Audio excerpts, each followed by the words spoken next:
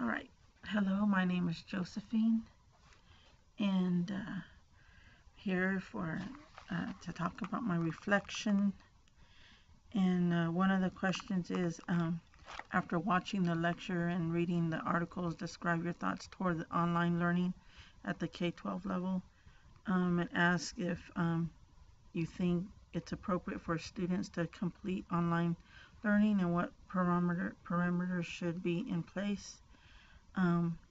Yes, I do think with the right parameters, students should learn the online learning. If it's grade level appropriate, if there's appropriate supervision, also if there's active monitoring, you really want to keep an eye on that. The other question is, do you think every state should require students to complete an online course prior to high school graduation, and why? And I think yes. I think every state should require students to complete an online course before high school. I was really kind of surprised that there was only 5 states that required one online course before graduation. I thought maybe there would be more, and I was really shocked that there was only 24 states out of the 50 that have the virtual learning. Anyhow,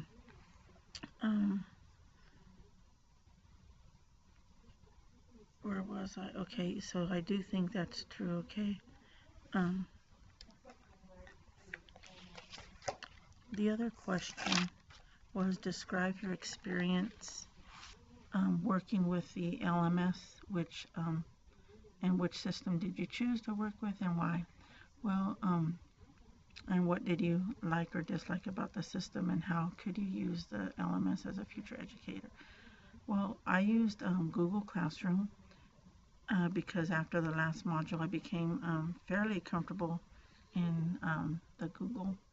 I'm really starting to understand all this technology with Google and everything, and it's making sense to me.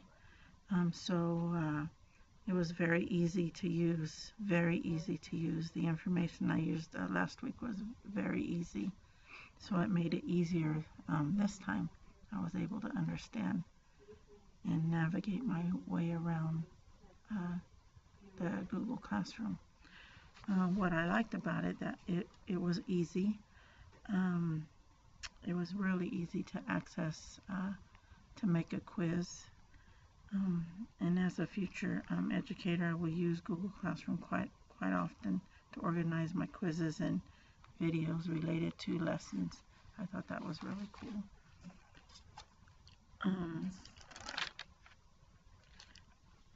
Just to talk about that lecture, that video, I didn't know that online learning was also called distant learning. That was new to me. That was the first time I ever heard that. Synchronously means live communication. I didn't know that either. Between the teachers and students, that was new information for me. Asynchronously means teacher puts something up on the web and they communicate that way. That was interesting. I was surprised that there was 4 types of online learning.